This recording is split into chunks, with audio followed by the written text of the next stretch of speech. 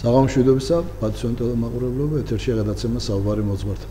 ეს ჩვენი გადაცემის სტუმარი ბრძანდება ქუთაისის წმინდა იოანეს ნათლისმცემლის სახელობის ტაძრის წინამძღვარი დეკანოზი თომას ოსელია. დაგლოცეთ თომათ. ერთმანეთ დაგლოცოთ, გაგახაროთ მოგესალმებით. მამათობა გავიდა პირველი კვირა დიდი მარხვის შეუდექით თითმარხვას და აი ამასთან დაკავშირებით კვირა დღესთან დაკავშირებით სახარებაზე რო ვისაუბროთ, ავტოკეფალის აღდგენაზეც რო ვისაუბროთ, ეს ყველაფერი ხო მოგესალმებით კიდევ ერთხელ მამაარჩილ დიდი მადლობა მოწვევისათვის მივესალმებით ძვირფას ტელემაყურებლებს მოგილოცავთ ყველას მარხვის დაწყებას გილოცავთ ასევე უშინდელ დღეს მართლმადიდებლობის სეიმს მადლობა ეს ერთი კვირა მოგეხსენება ძალიან საინტერესო და მნიშვნელოვანი არის ყველა ქრისტიანისათვის პირველი კვირა განსაკუთრებულად და ბოლო კვირა არის გამორჩეული ეკლესიის ცხოვრებაში, ქრისტიანი ადამიანის ცხოვრებაში. აი ამ პირველ კვირაში წაკითხული იყო ეკლესიაში ანდრია კრეტელის დიდი კანონი, სინოდის კანონი. ასევე სრულდება ეკლესიის წიაღში პირველ შეწირვის ლიტურგიები, აღევლინება ეფრემ მასურის ლოცვები. პირველი შაბათი გახლავთ თეოდორე ტირონის ხსენება და წანდილის კურთხევა და პირველი კვირა მართლმადიდებლობის, ესე იგი, სეიმი გახლავთ პირველი კვირა აი ამ მარხვისა. აი ამ დღეს აქვს თავისი ისტორიული და საღვთისმეტყველო მნიშვნელობა და თავისი ისტორია გააჩნია და თქვენის ნებართვით ამოვიკითხავთ თუ შეიძლება ორიოდე სიტყვით. აი ესე იგი აი ამ ძალიან მნიშვნელოვანი და საინტერესო მოვლენის შესახებ და შემდეგ გავაგრძელოთ საუბარი. მე-9 საუკუნიდან იღებს სათავეს აი ეს ტრადიცია მართლმადიდებლობის სეიმის დაწესებისა.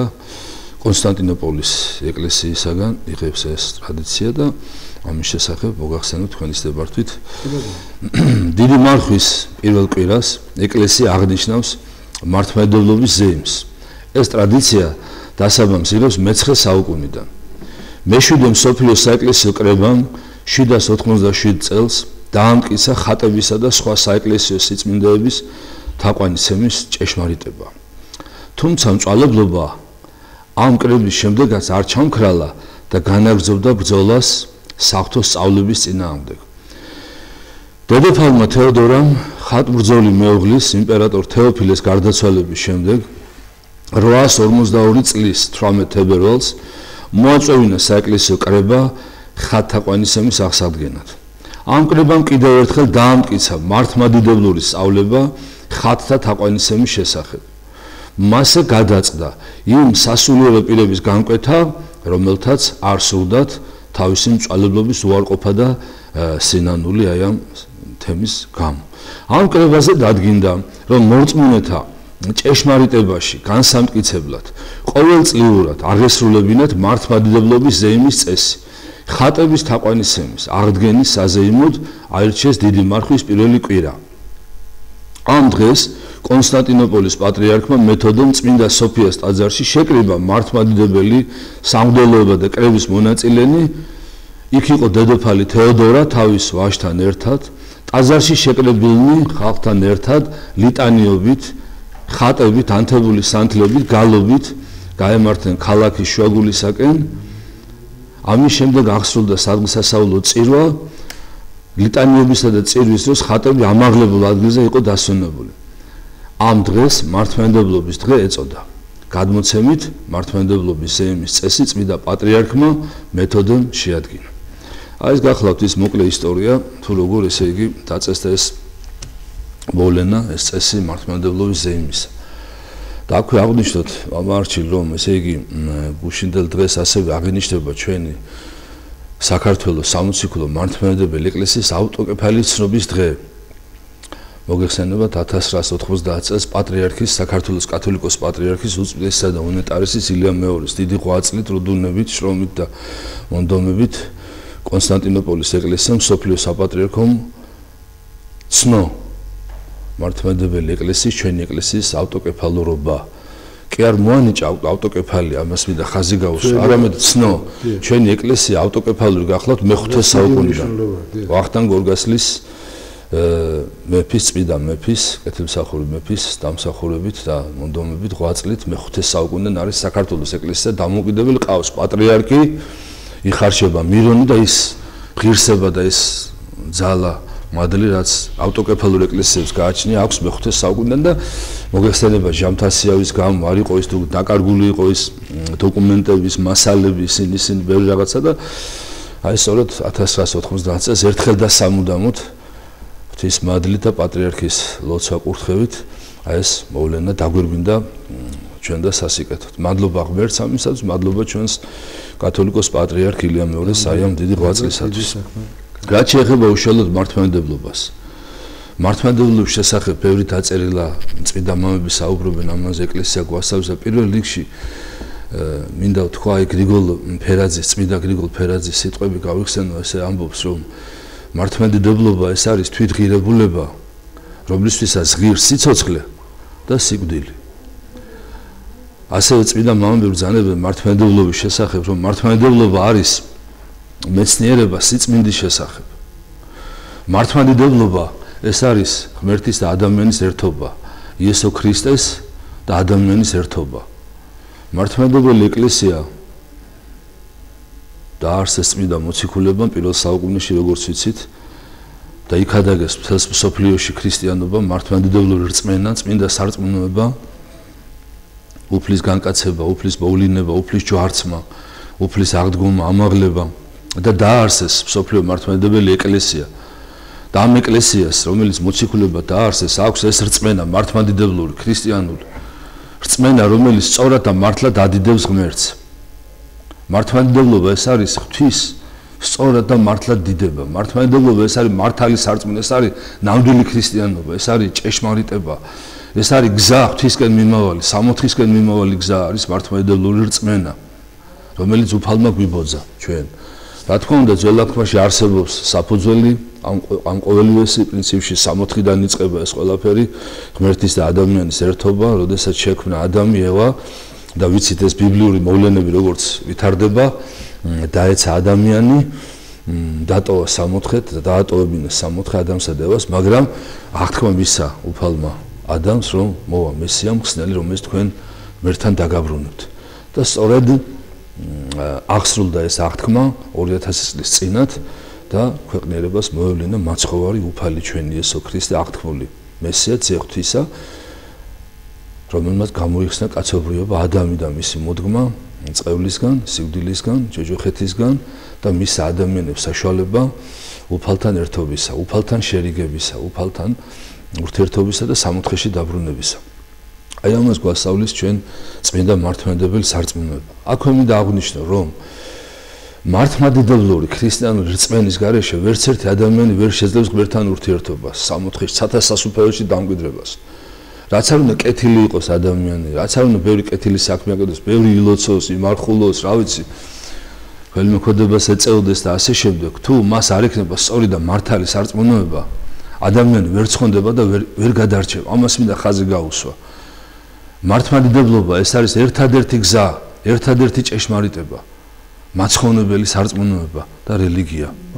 დიახ, მე რასაც თქვენ ბრძანებთ, ახლა ამას მაცხოვარიც ხო გვეუბნება, რომ მაგასო სიკეთეს და მოწყალებასა და იმას ხვებით წარმართებიც ეწევიან. რა განსხვავება თქვენ შორისო? და მე გეტყვი რა განსხვავება უნდა იყოს და აი მაშინ გეუბნება გიყვარდეთ მტერი თქვენი. აი რამხელა სიმაღლეზე აიყვანა მართლმადიდებლობა და მართლმადიდებლობის სული, ხო? სიყვარულით. აი ეს ღვთაებრივი სიყვარული უნდა შევძლოთ, ხო? აუცილებლად. გეთანხმებით მამა არჩილ, რა თქმა უნდა. აი რასაც თქვენ საუბრობთ, რომ ხო, თავად უფალიც ამას ამოწმობს, რომ სიკეთე კი კარგია, მაგრამ მარტო სიკეთე მარტო სიკეთე ჩვენ იმას არ ვამბობთ, რომ სიკეთე არ უნდა ვაკეთოთ, სიკეთე ბევრი სიკეთე უნდა ვაკეთოთ, ვილოცოთ, ვიმარხულოთ, ვიყოთ მოწყალენი და ქველმოქმედნი. მაგრამ მარტო ამის იმედად ვერ ვიქნებით ჩვენ და ხუნდას მართალი სარწმუნო რწმენა, ის სულიერი გრძნობა, ღვთის მოშიშება, ღვთის სიყვარული, ჭეშმარიტება ყოვლადწმიდა სამების რწმენა და სიყვარული, სასწაულება და იმედი. და აი ამ რწმენით, მართლმადიდებლური ქრისტიანული რწმენით უნდა იყოს გამშვალული ადამიანის ცხოვრება, სიტყვა და საქმე, თითეული ნაბიჯი.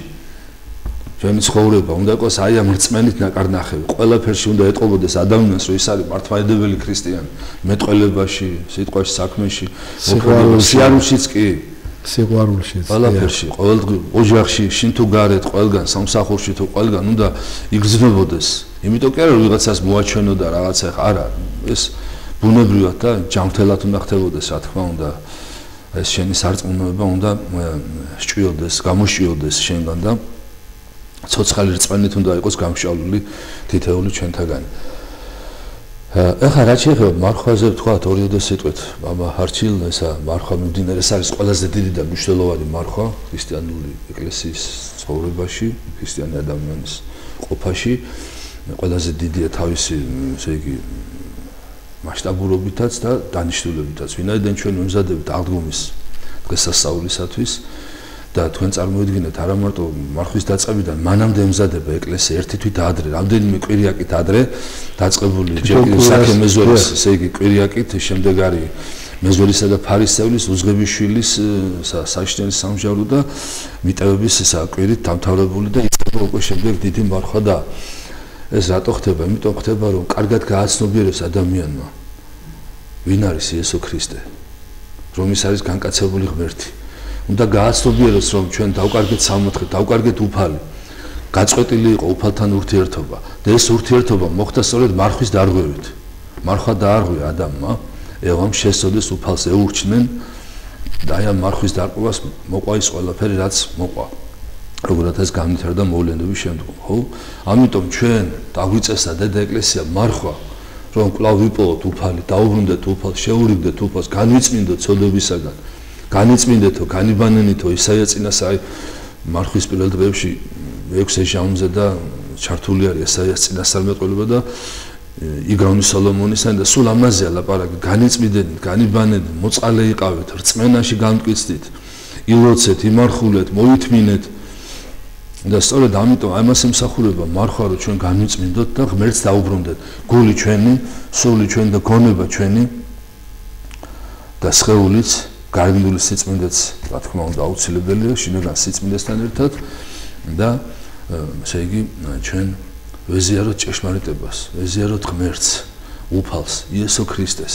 უნდა გავაცნობიეროთ კარგად ვინ არის იესო ქრისტე. ეს არის განკაცებული ღმერთი. ჩვენი მხსნელი, თვითონ იესო ხო ხსნელს ნიშნავს. იესო სიტყვა ნიშნავს ხსნელს, რომელიც მთავარ ანგელოზმა გაბრიელმა უწოდა მის დაბადებამდე, ხო?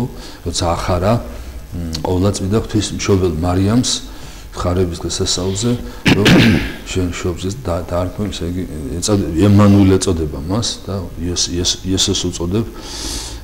ემანუელი ძველთქმაში არის ესაიას ვერ ნაწინასწარმეტყველები და გაბრიელი კი ამბობს, რომ იესო და ეს ნიშნავს მხსნელს, ჩვენი მხსნელი, კაცობრიობის მხსნელი, მაცხოვარი სულთა ჩვენთან, მაცხოვნებელი, გადამრჩენელი არის იესო ქრისტე. ეს უნდა გაიგოს კარგად ადამიანმა, შეიმეცნოს და ყველაფერი გააკეთოს იმისათვის, რომ ეს მარტო გაიგოს კი არა ინფორმაციის დონეზე.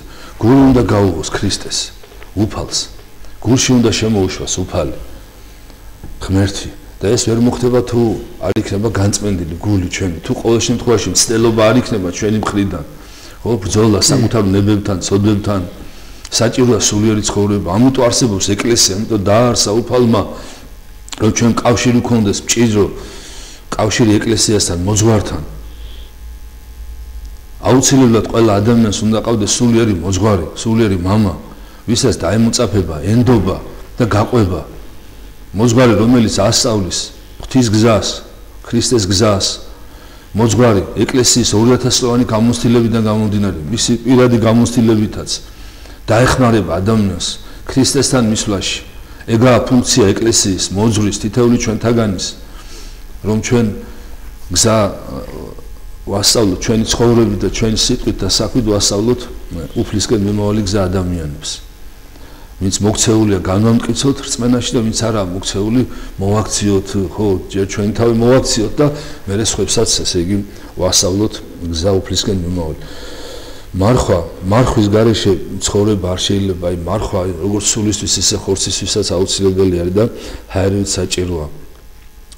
მარხულობდნენ მოციქულები, თავად მაცხოვარი მარხულობდა 40 დღე, 40 დღის განმავლობაში იმარხულა უფალმა. რა ჭირდებოდა უფალს, მარხვა არ ჭირდებოდა, მაგრამ იმარხულა იმიტომ, რომ მაგალითი მოგცა ჩვენ, რომ მე არ ეთქვათ მწვალებლებს და ერეტიკოსებს, რომ ქრისტე არ მარხულობდაო და თქვენ რატო გვიწესებთ მარხვასო, ხო, ეხლა მოგეხსენებათ 1000 ჟულის ესა მწვალებლობა ერესი იყო, ესე იგი წარმოშობილი სამყაროში. და აი ამიტომ უფალმა იმარხულა და დაგვიწესა მარხვა. ასევე მოციქულები მარხულებს სხვათა შორის მოციქულად დაარსებული აღდგომის მარხვა. უშუალოდ მოციქულთა მიერ აღდგომის მარხვა დაარსებული. ეს წმინდა მარხვა და ეს პერიოდი, ეს ჟამი მარხვის არის წელიწადის მეათედი პერიოდი. ეს არის შესაწირავი ღმერთისადმი. მოგეხსენება ძველ ლათინურში იყო მეათედის შეწირის ტრადიცია, რასაც მიწის ნაყოფი და მიწა მისცემდა ადამიანს. მეათედი უნდა შეეწირა ეკლესიისათვის. და სწორედ ეს სულიერი თვალსაზრისით გადმოტანილი ახალ ლათინურში ეს პერიოდი, ეს ჟამი, ეს მარხვა, ეს ლოცვა, ეს სინანული არის შესაწირავი ღვთისადმი, რომ ჩვენი ცოდვები მოგვეტეოს და განვიწმინდოთ ჩვენი ცოდვებისაგან. კიდე ჩანს მამაო, რომ ადამიანი ზრუნავს ღვთის სახლზე, ეკლესიაზე, ეს ჩანს რით სიყვარულით. ადამიანი არასდროს სხვას არ მიხედავს და არ გააკეთებს თუ არ უყვარს, ხო? და აქედან პირველ რიგში უნდა ჩანდეს, რომ შენ გიყვარს და უფალმა კი დაუწესე ეს, როგორც თქვი ბრძანეთ, მაგრამ შინაგანიც უნდა იყოს. ეს იძულებით სიყვარულით უნდა აკეთებდე ამას, კიდე იძულებით კი არა, რომ შენ შრომიდან, ხო, დიახ. რო ჭირდება.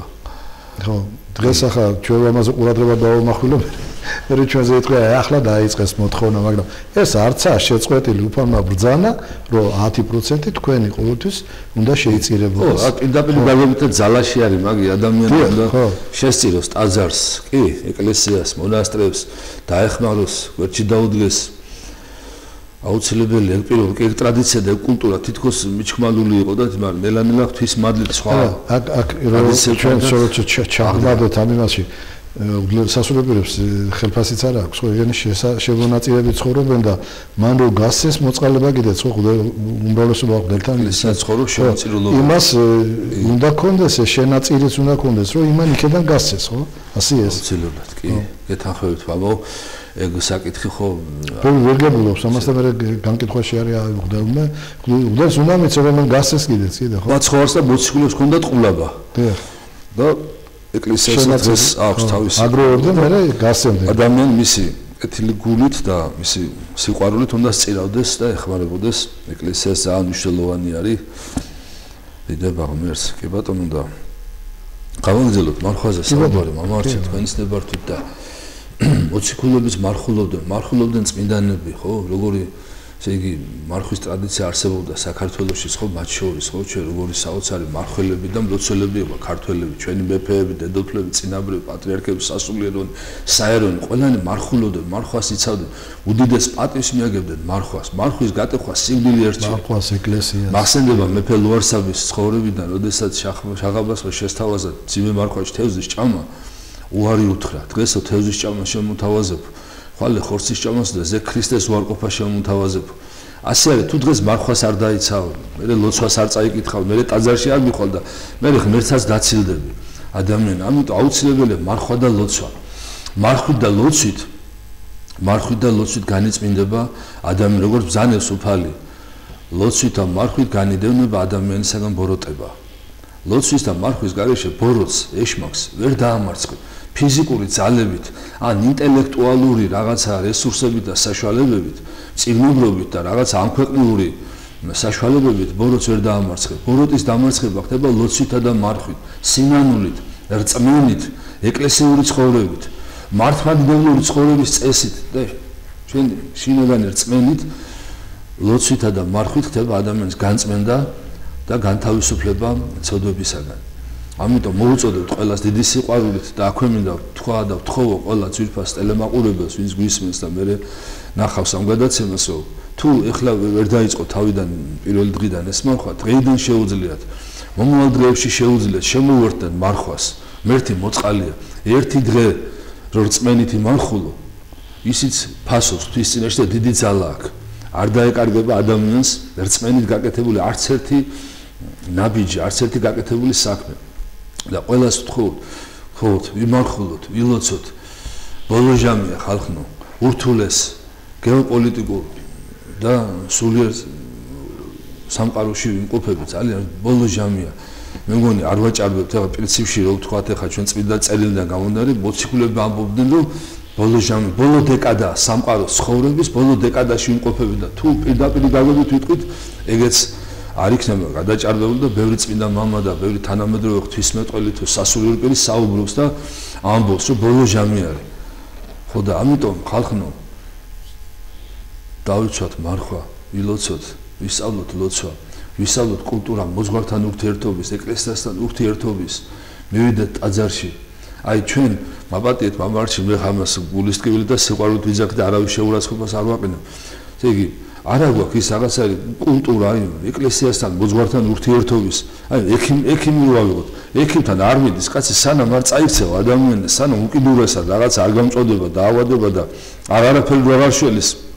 მე მიდიან ექიმთან ხოლმე არის კატეგორიები ასეთი და ასე არის მოძღვართან სანამ რაღაცა მეხი არ გავარდება ოჯახში ან რაღაცა არ მოხდება, რაღაცა ისეთი განსაცდელი არ დაატყდება თავს ადამიანს. არ გადაიცვლება. ხო, ან ხო რაღაცა გარდაცვა, ან სერიოზული დაავადება, რაღაცა ხებავენ, აი ძალიან ცუდი ამას რომ მანამდე არ ხდება მისვლა მოძღვართან ეკლესიაში. სარება ჩააბარებია მომწყობზე, ხო. აუცილებლად ხალხნო მიბრძანდით ტაძრებს თქვენს მოძღვართან, ვისაც არ ყავთ, შეარჩიეთ.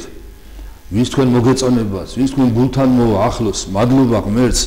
მოძღვარი და მღვდელმსახური რამდენი არის ჩვენს ეპარქიაში, ყველა ეპარქიაში, ყველა სოფელში, ყველა ქალაქში, ყველა კუთხეში, ყველა ქუჩაზეა ეკლესია და მონასტერი. არის ქადაგება ღვთის სიტყვის. ყველა საშუალება აქვს ადამიანს დღეს საქართველოში ცხონდეს და გადარჩეს. ამიტომ მოგვიწოდებს უფალი, მოვედით ჩემ და ყოველნი მაშვალნი და ტვირთმძიმენი და მე განგისვენო თქვენ, გვეძახეს უფალი, გვეპატიჟება უფალი.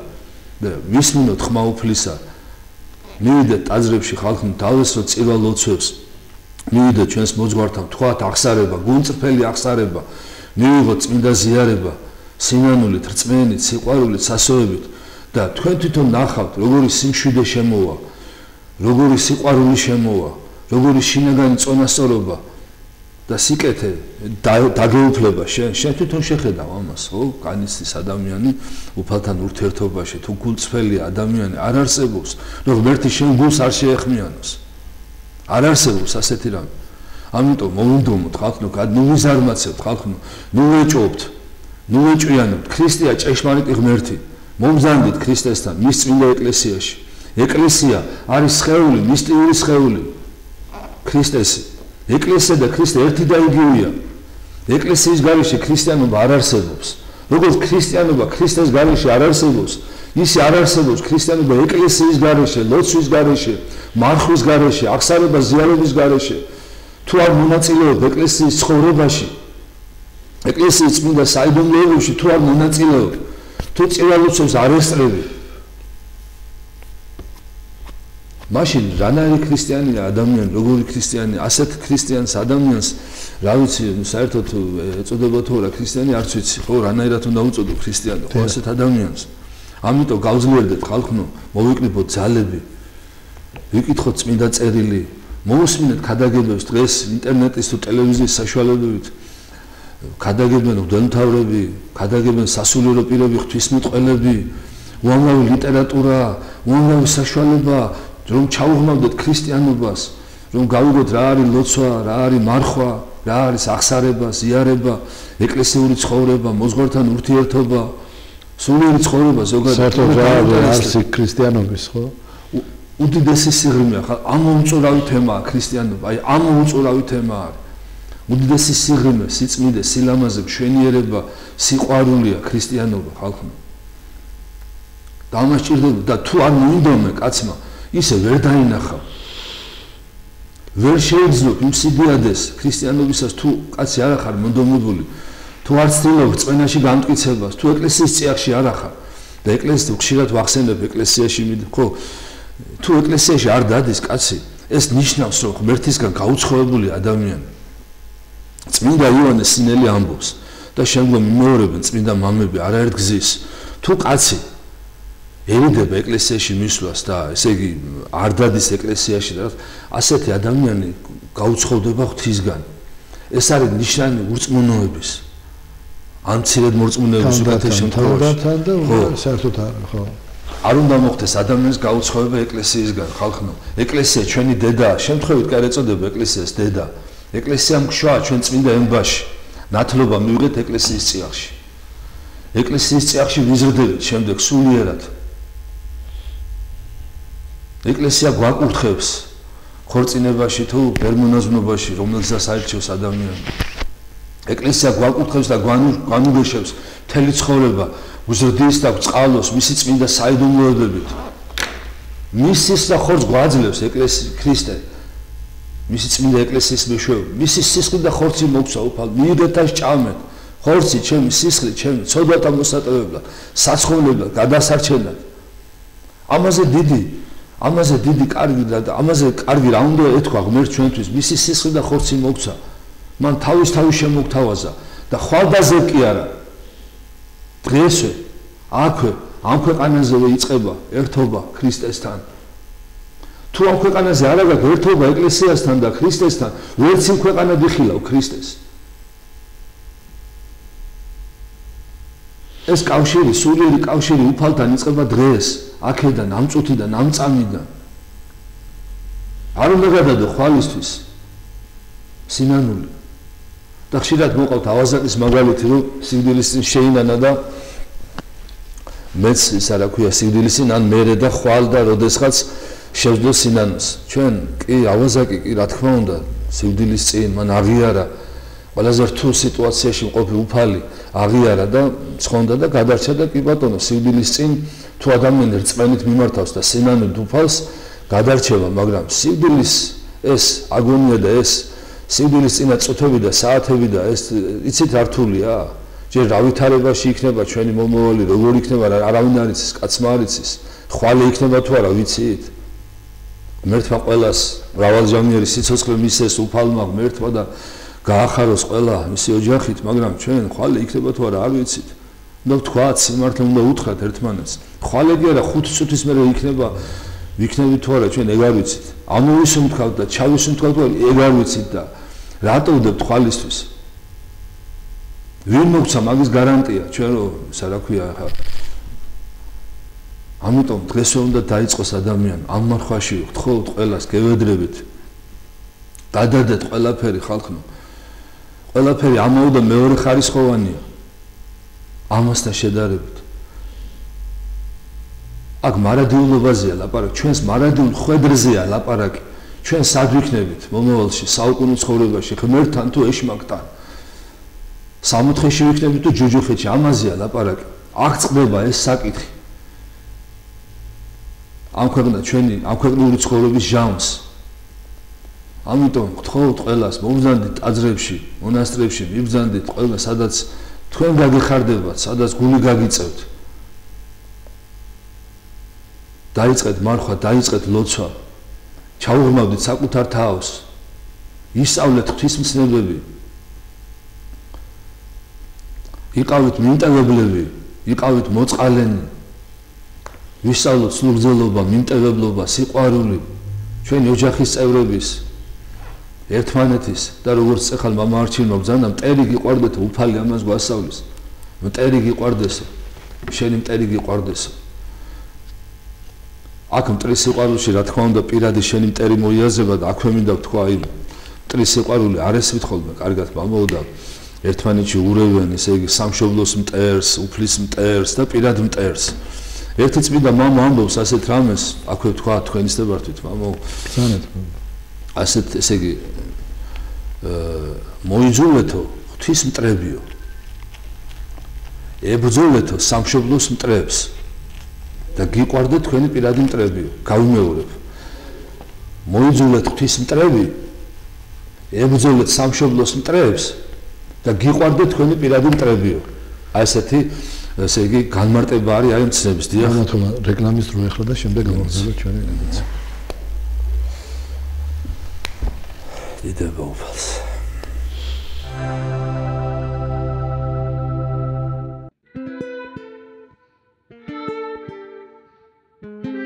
იმ გრძნობებს შორის რომელიც ადამიანს გააჩნია ყველაზე კეთილშობილური სიყვარულია ეს არის მზე რომელსაც დღეს მე ვხედავ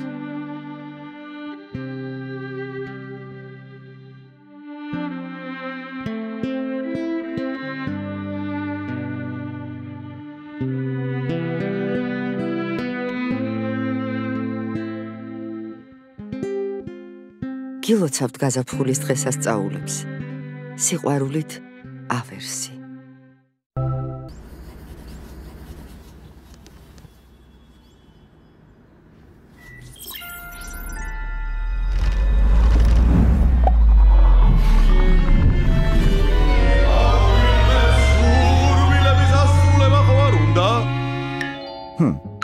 აბარაგინდა.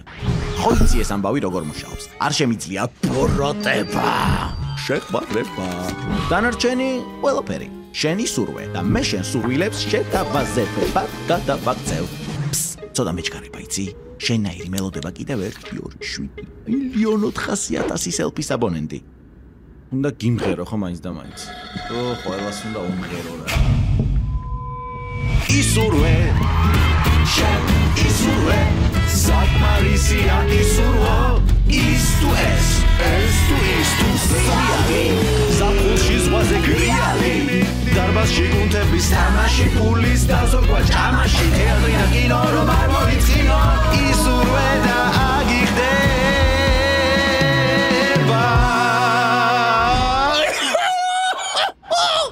მოკლედ შეთავაზებს ნახავ სელფის აპლიკაციაში. წავედი ახლა მე, სად არის შემდეგი გამოძახება? ბეგლა რახოსპირელის ქუჩაზე. ისურვე ბეგლა შენდაზოგა.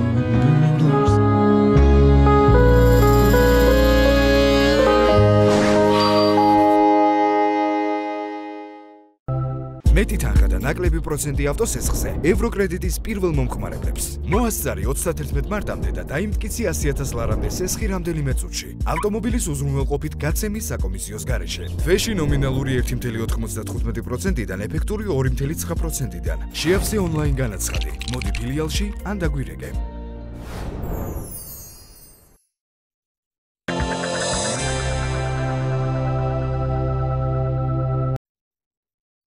გრძელდება მონოთობა ჩვენი გადაცემა. მოდი უკვე მეორე ნახევარში ვარ გადაცემის, მალე ამას დასრულდება დრო გავიდა უკვე და სახარებაში ვახოთ აუცილებლად. კი, მამა, კვირის სახარებას. კი, თქვენის და აი, რაზე იყო საუბარი და კი განაცვალე. უშინ წაკითხული იყო მამა არჩილ ძირფასო ტელემაყურებლებო იონეს სახარების პირველი თავი. 53-51 მუხლები. აქ საუბარია ფილიპეს მოწოდებაზე და ფილიპეს მიერ ნათანაელის უფალთან მიყვანაზე. ფილიპე მოციქული მოგეხსენება თუნდაც იყო და ნათანაელიც ეს დიდი ქრისტიანი რომელიც მოწამეობრივად აღესრულა ნათანაელი საოცარი ისრაელელი ქრისტიანი თავად წარმოედგინეთ თვალი როგორ შეფასებას აძლევს მას რომ აჰა ჭეშმარიტი ისრაელელი რომელთანაც საკვარ არის დასნიშნავს ესე იგი დიახ ეხლა მოგახსენოთ მოდი ორიოდე სიტყვით მაინც ამოვიკითხო მამა თქვენის ნებართვით მაპატიეთ და ხვალისაგან უნდა იესოს განსვლა გალილეა და პოვა ფილიპე და რქვა მას იესომ მომდევდი მე ესე იგი მოგეხსენებათ მაცხოვარი უფალი ჩვენ იესო ქრისტე დაიბადა ბეთლემში და აღიზარდა ნაზარეთში როგორც იცით, გიუტინდა როცა დაბრუნდა წმინდა ოჯახი, იოსებს ჰქონდა გამოცხადება, რომ ესე იგი არქელაოსი მეფობდა და საშიში იყო მანც იქ. ისრაელში მის მათგა და ამიტომ ნაზარეთში, ესე იგი, ამ პატარა მივარდნ პროვინციაში, ასე რომ ვთქვათ, ესე იგი, ცხოვრობდა უფალი ჩვენ ეს, ამიტომ იესო ნაზარეველი, ამიტომ ეწოდება. და გალილეიდან, ესე იგი, როდესაც გამოვიდა უფალი ჩვენ იესო ქრისტე ფილიპე მოციქულს მოუწოდა და ფილიპეს უსიტყვოდ მიყვება უფალს წარმოიდგინეთ ახლა თქვენ ეს არის საოცარი გმირობა რწმენის გამოვლინება ფილიპეს მხრიდან როგორი ახლა მოდის ადამიანი იესო ქრისტეს აი რომ შეხედავდით ვიზუალურად ჩვეულებრივ ადამიანის სხეული და სახე ქონდა ხო და გეუბნება რომ გამომყევი როგორია ახლა ხო დატოვა ყველაფერი და გამომყევი და ფილიპე მიყვება ავლენს საოცარ რწმენას მინდობას უფლისადმი და ასე მოგვიწოდა უფალმა ჩვენ ყველას თითოეულ ჩვენთაგანს ეს ესე იგი ხა მეტნაკლებად გაცნობიერებული გვაქვს არა გვაქვს ყველა ჩვენ გულს ჩვენ სულს ჩვენს გონებას ჩვენ შეგნებას მოუწოდა ფილიპე მოციქული უფალი ხო ამბობს უფალი რომ თქვენ კი არ გამომირჩიეთ მე გამოგირჩიეთ თქვენ ეს ხდება მოკლედ ფილიპე მოციქულის მოწოდება და ფილიპე მოციქული მის მეგობარს ნათანაელს ეუბნება. პოვა ფილიპემ ნათანაელი და უთხრა მას რომელიგი დასწერა მოსომ ჟულსა და წინასწარმეტყველთა პოვეთ იესო ძე იოსების ნაზარეთით. ესე იგი ნათანაელი იყო წიგნობარი კაცი, ძალიან განათლებული, გარკვეული ძველ ჟულში, აღთქმაში, ძველი აღთქმის წიგნებში, საღვთო წიგნებში და ეუბნება, ვინცო მოსემო დაწერაო ქრისტეს მოსეს წინასწარმეტყველება, იცით რომ ესე იგი მოვა ჩემი მსგავსი წინასწარმეტყველი, მას უსმინეთ და ის გამოგიხსნით, ხო? მოსეს წინასწარმეტყველი ბრძანებს თავის ნაწერებში. და სწორედ ისო ნახეთო, ვიპოვეთო ფილიპე უზიარებს თავის რწმენას და თავის შეხედულებას ქრისტეზე ნათანაელს. და ნათანაელი რას პასუხობს? ნათანაელი პასუხობს: ნაზარეთით შესაძლებელი არსა კეთილისა რა ისამეყოფად? ხომას ფილიპე მოვიდა იხილე. ნათანაელი ეუბნება ნათანაელმა იცის რომ ბეთლემში უნდა დაიბადოს უფალი, ბეთლემიდან მოდის უფალი, ხო, როგორც ნაწინასწარმეტყველები იყო. დიახ. მაგრამ ის არ იცის რომ ნაზარეთში ბეთლემში დაიბადა და ნაზარეთში აღიზარდა, ხო, ეს მომენტი არ იცის, კარგად ამაში არ არის გარკვეული ნათანაელი. და ფილიპე კი არაფერს აძალებს, ნახეთ, დაძალება რწმენის არ შეიძლება. გინდა თუ არა ასექენი, ისექენი, შეასეთო, შეისეთო, რო არის ხოლმე რომ აი ეს რაღაც ქრისტიანული ექსტრემიზმი რაღაცეები გამოვლენებები არის ხოლმე, ხო, რომ აი და თუ არა ვიღაცას ძალით გინდა რაღაცა გააგებინო, ძალით ვერ გააგებინო ვერაფერს, სიყვარულით, რწმენით, ქადაგებით, პირადი მაგალითით. ასე იქცევა ფილიპე მოციქული. წამოდი და შენი თვალით ნახეო. და აი ახლა ხდება საინტერესო მოვლენა აი ამ სახარებაში ყველაზე უფრო მნიშვნელოვანი თუ შეიძლება ასე ითქვას.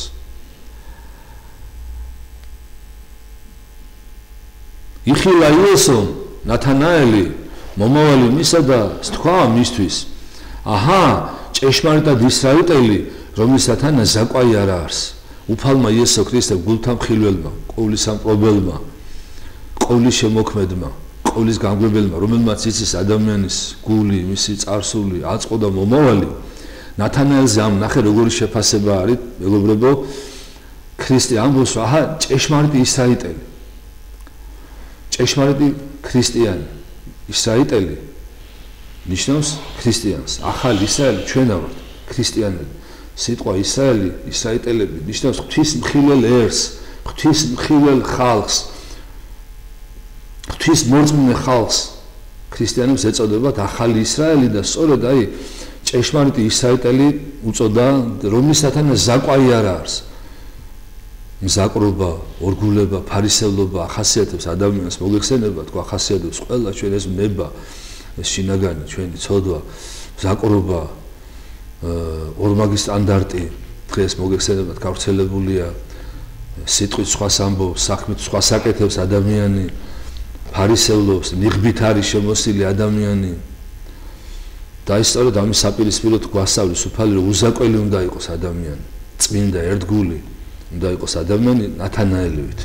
და შემდეგ მიუგო ნათანაელმა და თქვა რაბი, რაბი ნიშნავს მოძღვარს, რაბი არის ებრაელური სიტყვა და ნიშნავს მოძღვარს. რაბი, შენ ხარ ძე ღვთისა, შენ ხარ მეუფე ისრაელისა. ნახეთ, ნათანაელი აღიარებს უკვე, ესე იგი ხვდება აი მდენად უფალთან ურთიერთობა, ქრისტესთან საუბარი, ლაპარაკი, ვინც გულით მიდიოდა მასთან, ფარისევლებისგან განსხვავებით, ვინც გულით მიდიოდა უფალთან, უბრალო ხალხი, რწმენით მისული ხალხი, ვინც ქრისტეს ელოდა, ვინც ქრისტეს მოლოდინით ცხოვრობდა ძველ აღთქმაში და იმ პერიოდში ქრისტეს თანამედროვე ცხოვრებნი ადამიანები, ვინც თამდაბლობით მიახლებოდა უფალს და ღმერთს ეძებდა და ცხონებას ეძებდა, ყველა ცნობდა ქრისტეს. და ყველა აღიარებდა, რომ ის არის ძე ღვთისა, ძე კაცისა, ის არის განკაცებული მესია, მხსნელი სოფლისა.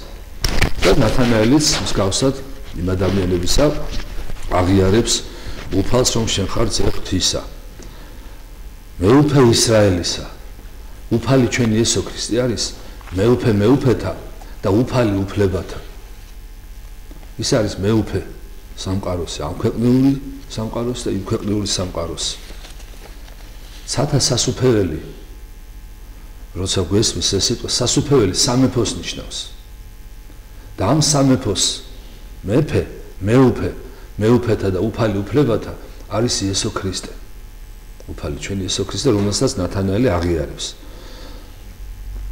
შენ ხარ მეუფე ისრაელისა და შემდეგ გრძელდება უფალი ეუბნება პასუხად ამაზე მიუღო იესო გარქვა მას რამე თუ გარქო შენ ვითარმე გიხილე შენ ლეხსა ქვეშე და გწამს უფრო ისე ამაცა იხილო და ხო აი თავარს აპატიეთ გამომჩა რას ეუბნება უფალი ნათანაელს როდესაც ამბობს შენ უზაკველი ხარ ისრაელელი ხარ ქრისტიანი ხარ რას ეუბნება შემდეგ რომ შენო გიხილეო ლეგვის ქვეშ როცა იყავიო სანამ ფილიპე დაგიძახებდაო და ჩემთან წამოგიყვანდაო მანამდე გიხილე და გნახეო შენო და გაოცდა ესე იგი ნათანაელი ამ დროს სანამ ფილიპე მას დაუძახებდა და უფალთან მოუწოდებდა წასაყვანად ხო უფალთან ესე იგი მისვლაში ეტყოდა რომ წამოგზავნ მანამდე ის ლოცულობდა ამ დროს ლეგვის ქვეშ ლოცულობდა ღმერთზე ფიქრობდა და სწორედ ეს მოვლენა შეახსენა ქრისტემ რომ მე ვიყავი ის მე მესაუბრებოდი მე მელაპარაკებოდი ჩემზე ფიქრობდი და სწორედ აი ეს იყო ბოლო წერტილი კულმინაცია მისი რწმენაში გამტკიცების ნათანაელის რწმენაში გამტკიცების და შემდგომ ესე იგი აღიარებს და ეუბნება ის რაც ახალ მოგახსენეთ ზემოთ რომ აღიარებს ქრისტეს როგორც მესია როგორც მხსნელი სოფლისა და შემდეგ უფალი ეუბნება რომ შენ მე ერთი სიტყვა გითხარი და უფრო ამაზე მეც იხილავ ჯვარცმანს ამას გულისხმობს უფალი რომ ანგელი იხილო ძესაზე და კაცსასა ანგელოზი გარდამოვალდი და გარდამომოვალდი ანუ აქ იგულისხმება უფლისა ჩვენისა იესო ქრისტეს ჯვარცმა დაფლა აღდგომა იცით რომ მაცხოვრის საფლავზე ანგელოზები იქნენ მოვლინებულნი და ანგელოზები ესე იგი ემსახურებოდნენ ქრისტეს იცით წმინდა წერილიდან და სადაც ქრისტე იქ არის ანგელოზთა დასი იქ არიან წმინდანები იქ არის მთელი ზეცა მართლმადიდებლობა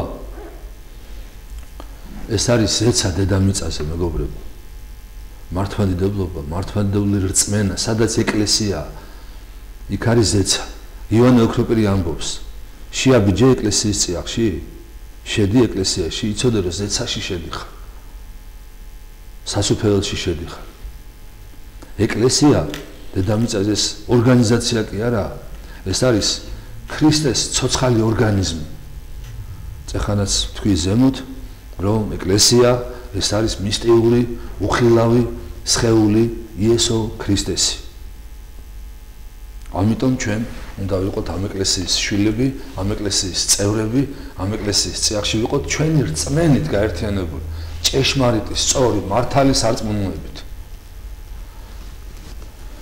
ეკლესიაში არსებობს ესე იგი წმინდა საიდუმლოებები მართლმადიდებლობა დაფუძნებულია წმინდა წერილზე და საღვთო გარდამოცემაზე მსოფლიოს საეკლესიო კრებაზე შულის კანონი რასაც ეწოდება ჩვენ ვიცით ეკლესიის ისტორიაში ჩატარდა 7 მსოფლიოს საეკლესიო კრება და ასევე ადგილობრივი საეკლესიო კრებები და აი ამ კრებების გადაწყვეტილება არის დოგმატური საღვთისმეტყველო სწავლება ეკლესიისა წესი და კანონი ეკლესიისა რომელიც ჯურის კანონშია თავმოყრილი და სწორედ წმინდა წერილზე საღვთო გარდამოცემაზე და საეკლესიო კრებებზე არის დაფუძნებული ეკლესია წმინდა წერილი ბიბლია ეს არის ღვთისმსულიერი ღვთისგან გამოცხადებული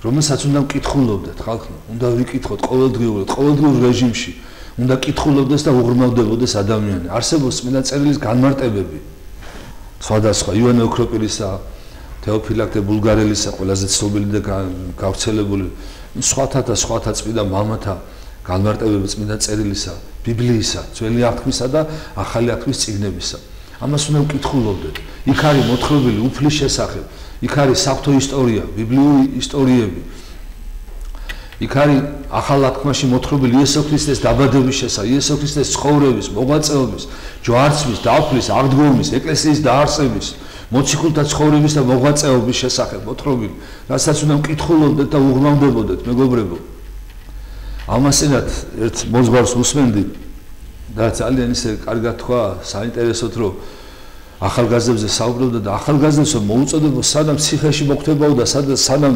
უბედურებაში ჩავარდო მანამდე წაიკითხეთო წმინდა წერილიო მანამდე იკითხეთო ციხეში რომ არ მოგიწევთ ამის კითხვა ხო სინანული და უფალთან ესე იგი ასე რომ თქვა შეხება ეს წერტილები აუცილებლად მოუწევს ყველა ადამიანს ვინდა ნაყოფს გამოიღებს ეს მეორეა მაგრამ ყველა დადგება ფაქტის წინაშე რომ რწმენით იცხოვროს სინანული გამოხატოს დიახ და ამიტომ სანამ განსასწრებელი მოვა სანამ რაღაცა უბედურება შეგვემთხვევა ღმერთმა ყველა დაიფაროს განსასწრებისგან ოროტებისგან უბედურებისგან მაგრამ მანამდე უნდა გამოვხიზდეთ მანამდე უნდა შევაგონოთ ჩვენს თავს საჭიროა წმინდა წერილის კითხვა სწავლა ჩვენი მოძღვრება კარგად უნდა გვესმოდეს წამსი ჩვენი მისი განმარტებები მამაუჩვენოს განმარტება 10 მცნების განმარტება 9 ნეტარების განმარტება ელემენტარული კატეხიზმი უნდა იცოდეს ადამიანმა ადამიანი როდესაც ინათლებოდა მამაარჩილ მოგეხსენებათ ეს წესი და ტრადიცია იყო სანამ ადამიანი მოინათლებოდა დასრული ადამიანი ის გადიოდა კატეხიზაციას მას ასწავლიდნენ ქრისტიანულ საფუძვლებს დღეს ახლა ჩვენში ძირითადად ჩვილობაში ხდება ნათლობა ადამიანისა მაგრამ ეს იმას არ ნიშნავს რომ ადამიანმა არ უნდა იცოდეს კატეხიზმო ელემენტარული კატეხიზაცია ანუ მეორე წმინდა წერილი საფრთხო გარდამოცემა წამსი 10 მცნება 9 ნეტარება ლოცვის განმარტება და ასე შემდეგ ასე რომ ყველას მოგიწოდოთ მეგობრებო შეუდგეთ მარხვას ლოცვას სინანულს ღვთისმსახურებას და ყველაფერი კარგად იქნება ერთმა დაგლოცოთ და გაგახაროთ მამაარჩილ დავიცი იცოს დიდი მადლობას გიხდით ყველაფრისათვის თქვენს მამასათვის მადლობა მოგზაურებისთვის მადლობა ლამაზი საინტერესო განმარტებებისთვის საუბრებისთვის ვისაც უნდა მოისმენს და თავდა უფალი არ ეძალება არავის უფალი ნებაყოფლობით წნარად უგაკუნებს კარზე ვინც გაუღებს და მასწავლებს ესე ჩვენ საუბრობთ ჩვენ საქმეს ვაკეთებთ და ჩვენი რა თქმა უნდა ხა იმედი და ფიქრი იმაზეა რომ ნეტავინმე მოისმინოს და ნეტავინმე ამინ ხო სწორად იცხოვროს და ცხონდეს ამიტომაც ჩვენ მოწოდებული დიდი მადლობა მოგზაურებისთვის მადლობა თქვენ ამ საშუალებისთვის მადლობა მოგზაურებისთვის შეგვეციოს მოციქულთა იმ წმინდათა იმ მართლმადიდებლთა ზეიმის მადლი შეგვეციოს და ჩვენ ყველა ქრისტიანს და იმედი ვიქონეთ კიდე არ მინდა ეს გადაცემა შედავასრულოთ რაც იქ ხდება ხა სირიაში ხდება და აჩვენებენ კადრებს არ ვიცი ამას რა ქვია მამა არ ვიცი ალბათ ძაღლებზე უფრო მეტად დაიცავენ ქუჩაში რომ ვინმე რაღაცა ქვაესრულოს წიწილებივით ხოცავენ ხალხს და ქრისტიანებს და ეს ქრისტიანობის დევნა მიდის ევროპა დუბს აი სადგამოშ და ვისი იმედი უნდა გქონდეს ჩვენ არავის იმედი არ უნდა გქონდეს არავინ ჩვენთვის შეშფოთებით არ შეშფოთებულან კიდევ არ შეშფოთებიან ჩვენთვის არავის ჩვენ უნდა გქონდეს უფლის გზით ვართ უფლის იმედი ერთმანეთის იმედი უნდა გქონდეს და ერთმანეთის იმედი დიდი მადლობა მამა გეშილობებით მომავალ შეხვედრამდე დიდი მადლობა